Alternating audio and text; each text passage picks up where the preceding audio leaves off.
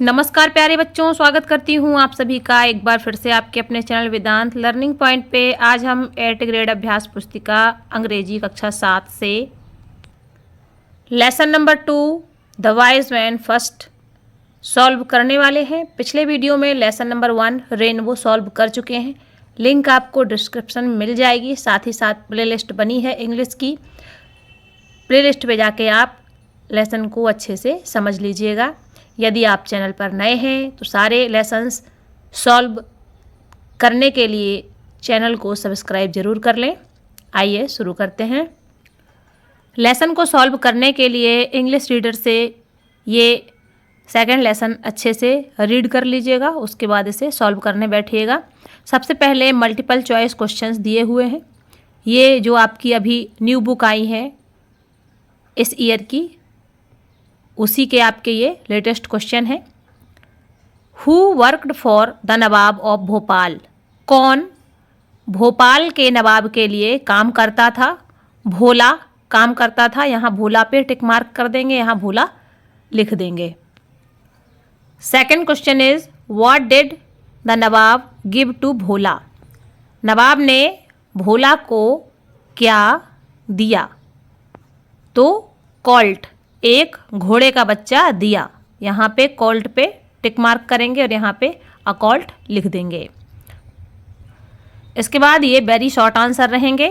Third question is where did the horse trainer live? घोड़ों को प्रशिक्षित करने वाला कहाँ रहता था? तो ये भोपाल में रहता था। Who gave a colt to Bhola? किसने भोला को एक घोड़े का बच्चा दिया? द नवाब ऑफ भोपाल, भोपाल के नवाब ने। Next question is write the opposite gender of the following words. नीचे दिए हुए शब्दों के विलोम शब्द लिखने हैं। अपोजिट का मतलब होता है उल्टा, यानी कि विलोम शब्द। बॉय यानी लड़का, तो बॉय का उल्टा हो जाएगा गर्ल, गर्ल यानी लड़की। वुमेन यानी औरत और मैन यानी आदमी। हॉर्स यानी घोड़ा और मेयर यानी घोड़ी। ये इनके विलोम शब्द हो जाएंगे। Next question is write the verb form of the following words. Decision और प्लेजर के जो है वर्ब फॉर्म लिखने हैं। डिसीजन का मतलब होता है निर्णय और डिसाइड का मतलब होता है निर्णय लेना। डिसीजन से बन गया क्या? डिसाइड। प्लेजर का मतलब होता है प्रसन्नता या खुशी और प्लीज का मतलब होता है प्रसन्न होना। तो ये वर्ब फॉर्म है इनके। इसके बाद ये शॉर्ट आंसर हु सेड, किसने कहा yes it eats like an elephant? हाँ, यह एक हाथी की तरह खाता है। भोला सेड, भोला ने कहा yes it eats like an elephant. हाँ, यह एक हाथी की तरह खाता है। ये किसने कहा? भोला ने। Next question is why did Bhola want to buy a hen instead of sheep?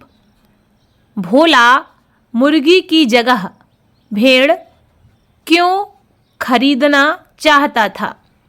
Bhola thought, Bhola ने सोचा दैट कि अ hen would eat less than the ship. एक मुर्गी एक भेड़ की अपेक्षा कम खाएगी।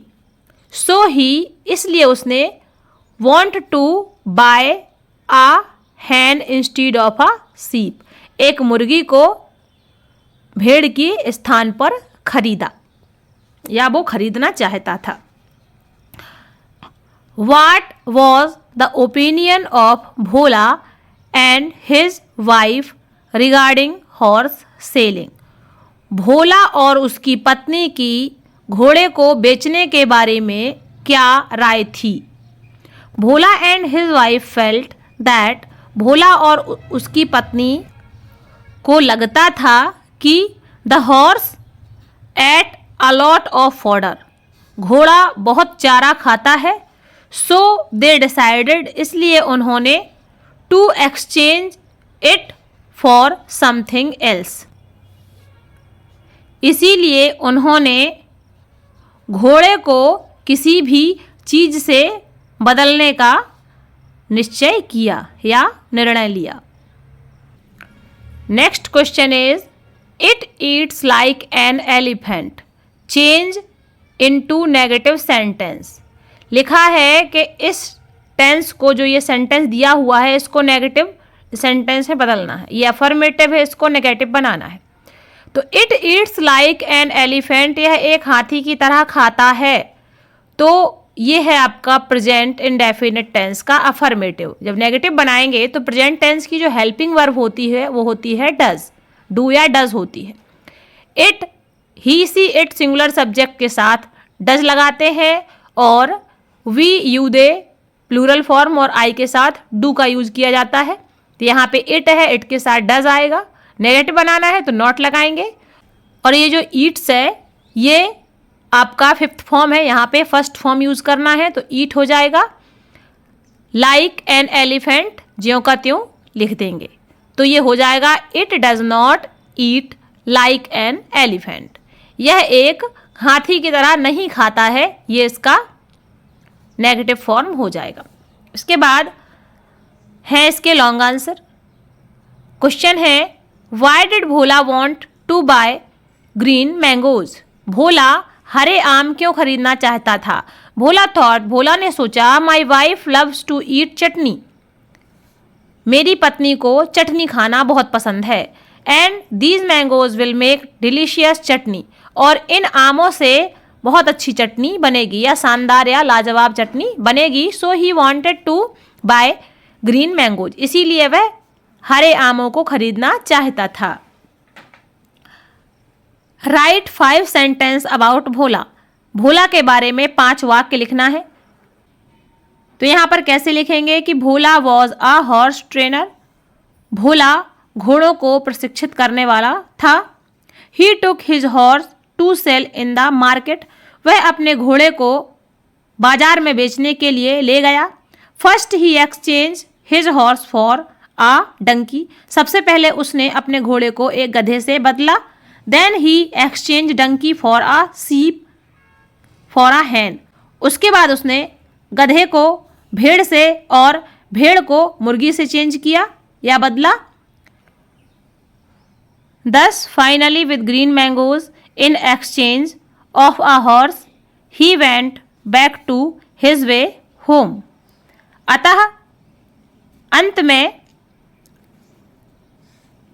घोड़े की जगह पर हरे आमों को लेकर वह वापस अपने घर के रास्ते पर चल दिया। इस तरह से ये लेसन आपका सॉल्व हुआ। अगला लेसन रहेगा आपका इसी का दूसरा part, lesson number 3, the wise man second. मिलते हैं अगले वीडियो में। अच्छे से आपको लेसन समझ में आया हो, लाइक करें, कमेंट करके बताएं आपको लेसन कैसा लगा। देखने के लिए आप सभी का धन्यवाद। आप सभी का दिन शुभ हो।